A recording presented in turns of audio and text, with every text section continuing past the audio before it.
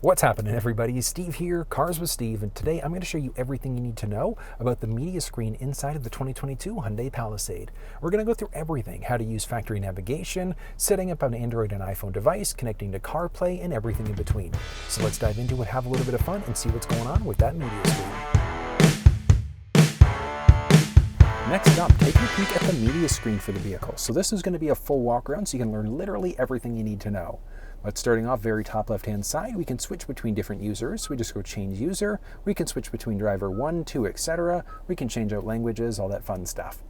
And that's one of the great things, because if you've got multiple people driving the vehicle, it's going to remember your phone preferences, your radio preferences, maps, and things like that. So it is nice. So we've got some flexibility there. But this is going to be the typical home screen we're going to be met with. And we can literally slide page to page there, or we can press the home button along the very top to move back to this main page instead.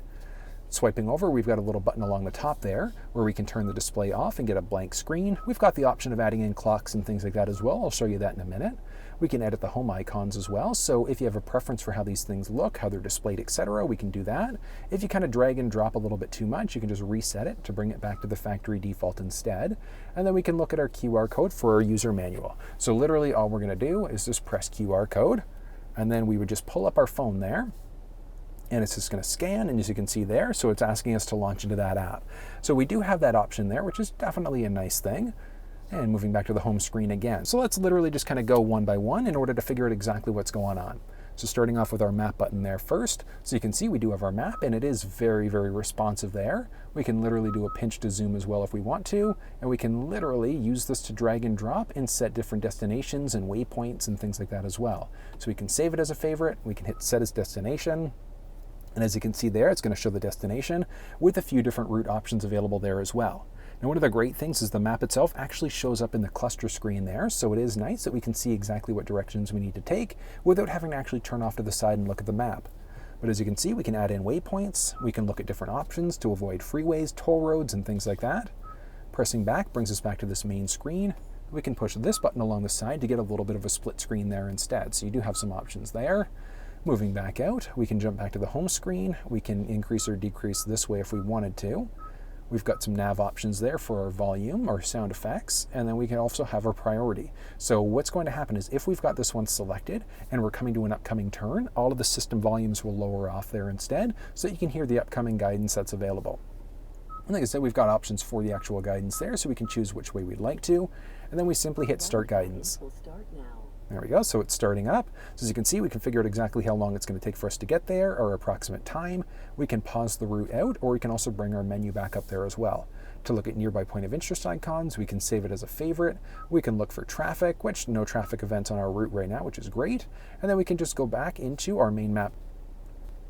Now we've got some basics for our menu there also, but if we press, there's a nav button there, so if we move down just a teeny little bit, so we've got a nav button there, so we can literally press that in order to be able to get to this screen instead. So the buttons down here actually jump us between different screens, but let's go through some of the basics there. So we go back through a map there if we want to, and then we press the navigation to get to some different navigation menu options. So we've got different places, we've got our point of interest categories, so that would be things like restaurants, gas stations, things like that.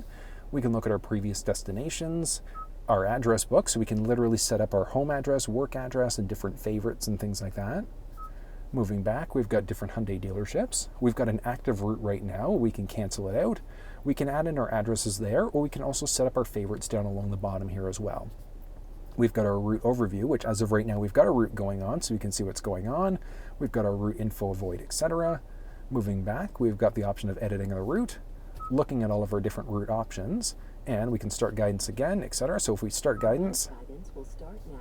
Guidance is started, we press the nav button there again, and we can simply cancel the route out if we wanted to. So cancel out, and it's canceled, and it really is that simple using navigation inside this vehicle. We've got our map there, so we've got this. We can go back into our home screen there as well, which brings us back to this main screen. So we've got our map, we've got our navigation menu, which we've already seen this one earlier. Jumping back home, we've got our phone now. So we do have the flexibility of being able to connect through Bluetooth, and then we've got Android Auto and Apple CarPlay. One thing to note, in the higher trim levels of the vehicle, it's a wired connection for Android Auto, Apple CarPlay, and in the lower trim levels, it's a wireless. I think that's kind of backwards, but let's at least go through so that you can see how this process works. So looking at phone there. So as of right now, there was a device that was connected, but we can easily add in. We can look at some settings, or we can cancel out very simply there as well. So adding a phone in is very straightforward. We literally just press the add button there, and we've got hands-free calling, Bluetooth audio, etc. So we just hit OK. Turn Bluetooth on from your device in order to search. On your device, select the name that matches vehicle name on the screen. And that's exactly what we're doing. So making sure the Palisade is there, so we're going to hit that. Making sure these match up, so we're going to hit pair. Perfect. Allow contacts and favorites to sync. Yes, we want to do that. And we are connected. So literally is that simple, but we jump back into the phone now. And as you can see, so it's downloading my contacts. We've got all of my different contacts there. We've got my phone, we've got the dial pad, messages, and things like that. Along the very bottom, we can also see exactly what's going on with not only the status, but also my battery there as well. Bluetooth is currently turned on, so it's that simple. So let's close that out. We do have our mic there as well, and if we have multiple devices connected, we can also easily swap these out by just pressing that button.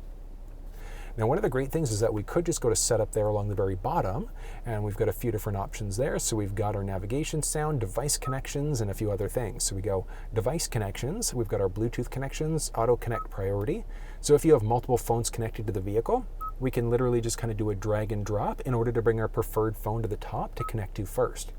We've got our Bluetooth prompts, privacy mode as well. So privacy mode, we can enable that if we want to. And then we've got our Beige Bluetooth system info. So we can change out the vehicle name, we can set up a passkey, and a number of other things. Now we also do have Android Auto and Apple CarPlay support there.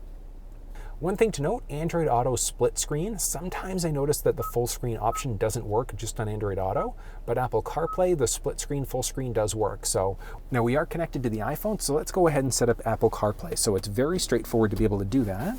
Literally all we're going to do is we're just going to take our USB cable and we're going to plug it into the front port there, opposite end of the cable, and we're just going to plug ourselves in.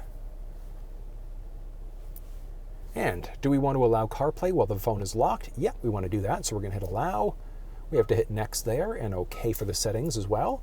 And as you can see, Apple CarPlay is now there. So we just hop into CarPlay, and as you can see, we've got our base there. So we've got favorites, recents, contacts, etc. We jump into our main screen because I was showing you the phone there, but we've got Apple CarPlay stretched across this entire screen. So we've got Apple Maps, we've got Google Maps, we've got Waze, and we can use all of these directly through the middle screen. Now, because we are also connected through CarPlay right now, if we press the command prompt on the steering wheel, that's going to pull up our Siri Assistant. So it is nice that we've got that option, and we can easily set that up if we want to. Pressing the button along the side brings us back to that main screen there. We can press the Hyundai button in order to get back to this main screen, or if we're on that main screen, we can press one of the other buttons there in order to jump into different things. So that's cool because we can literally connect to our radio if we want to, while we're also using CarPlay. So you've got a few different options that are available. Now, one nice thing about CarPlay is that we also have the flexibility to be able to customize some things. So if we go to CarPlay under our settings, we can literally look for the vehicle. So we go Palisade, we can customize, and then we can literally do a drag and drop in order to, so let's jump back into CarPlay so you can kind of see this in real time. So we can just kind of drag and drop in order to be able to customize things if we want to. If you've changed around things too much, we can do reset in order to reset it back to our factory default screen there instead. Press back there, and as you can see, we are back to that main menu. So it is nice that we've got the flexibility to be able to customize this thing a little bit more if we wanted to. And then, as you saw earlier, we can just press the setup button, home button, etc. to get back to this main screen. Going into device connections now, CarPlay, we can also enable disable, but in order to change these settings, watch this, we can't do it because we have to disconnect first. So we disconnect, we can use split screen, and we connect through again. It's going to boot us out of that screen, and in a few seconds, we'll have CarPlay again. CarPlay's connected. Perfect. Let's go back home, and as you can see, CarPlay, and we've got this split screen set up instead. So it really is that simple connecting CarPlay. If we go back to setup again, we can go to our device connections, and then if we unplug, we can go into CarPlay. We can disable CarPlay if we want to. We can go into Bluetooth for our Bluetooth connections. And there we go. So because I've disconnected from CarPlay, it's auto-connecting Bluetooth. We can delete the device there if we wanted to as well. So if we go delete devices, we can select whatever devices we'd like to. We just hit delete and delete again, and it deletes it from the vehicle. And it literally is that simple to be able to delete from the vehicle. Now, connecting an Android device is literally the exact same process. So what we're going to do, if we're not on this main screen, let's say we're on one of the other subscreens, we're on this home menu, etc., we can literally just go into our setup if we want to, and we can connect device connections. If we wanted to go that route, we've got our Bluetooth connections, and then we can add a new device in. So after we've hit add new device, same idea, we want to figure out what we want to connect and just hit OK. Turn Bluetooth on from your device in order to search. And we just want to. Select the name that matches vehicle name on the screen. We want to connect to Palisade there, and it'll take a second. There we go. So we're going to hit OK. Perfect. And we are connected. So literally that simple, like we saw on the iPhone side of things, it's literally just a plug and play solution. So we're fully connected there. Do we want to allow access to our contacts, to our messages, things like that? So we go back home again. We jump into our phone, and as you can see, the Samsung's there. We can go to our dial pad, messages, and things like that. So it is pretty straightforward there. And then we can also connect through USB in order to set up Android Auto. So it's literally the exact same process as what we saw on the iPhone side of things. Jumping back home, we've got our phone projection, which we need to be connected in order to be able to have that connection show up there. We've got our device connections there as well, and same idea, we've got Android Auto. We can go Apple CarPlay, do an enable or disable. We can jump back into our Bluetooth connections as well in order to be able to delete the device. So we just connect, we select, we delete, yes. And 3, 2, 1, and the phone is now disconnected from the vehicle. And it literally is that simple to be able to hook up an Android or an iPhone device to this vehicle. All right, now moving back home, so we've got our phone projection, which we've already seen. We've got a voice memo as well, so we can literally select different memos, and we can literally have it set up different memos there in the vehicle. We've got our passenger talk. So with passenger talk, I don't know if you can hear the echo that's going on in here right now, but the front microphone literally plays it through the rear speakers, so the people in the back can literally hear what we're saying. So rather than, having to turn your head and scream at people, you can literally just calmly talk to people that way instead. Our calming screen is literally going to automatically decrease the volume there. So if you've got sleeping kids, spouses, whatever the case may be, we've got our rear climate control there as well. So we can literally adjust if it's hot, cold, etc. We can turn it on or off easily. We can adjust the fan speed there simply by pressing up, down, etc. We can turn the whole system off as well. We've got a few different options. We can do an auto setting. We can lock it out so the people in the back can't use it. We've got our auto dehumidify and defog there as well. We've got our HD radio data there, so we've got our traffic, radar, as well as our fuel price. And then our base radio there as well, which I love the look of this thing. Like, I can't get over enough, like, how nice this looks. It's just for me, it's just nostalgic. Like, it reminds me of one of those old school radios. But looking at some of the basics, we can change between AM, FM, Sirius XM, etc. We've got our HD radio, and we can also save favorites very easily. So let's say if we adjust and we change to a station this way, we can change to a station and it's not saved as a favorite, so we just star it out in order to be able to save it. So it literally is that simple saving a preset. To delete a preset, you just click the preset, you just press the button there, and it literally unsaves it. So it really is that simple to save presets in. We've got different pages there that are available as well. We can scan this way if we wanted to. We can scan this way if we wanted to, or you just press the voice command prompt. Please say a command. FM 97.7. Now listening to FM 97.7. So we can also change using our voice as well.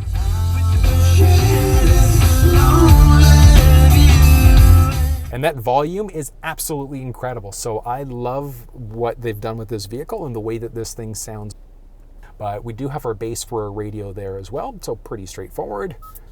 Moving back again. Ooh, should have gone to our media.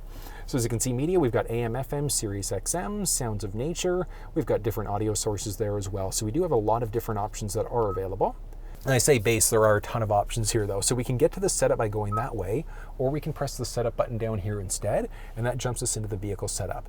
We've got some vehicle settings there, and there are quite a few settings that are available. So we've got our different terrain modes. And do we get an alert when we change our modes out, yes or no?